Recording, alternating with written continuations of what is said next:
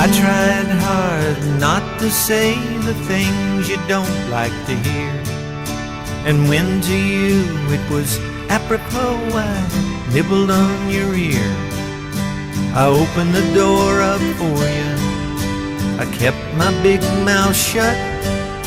Well, I've been going down while you've been going up, but I can't give any more of my soul away and still look myself in the mirror every day.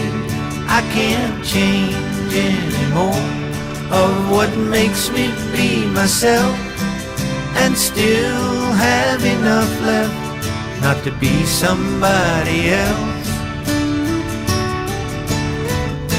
I'm not demanding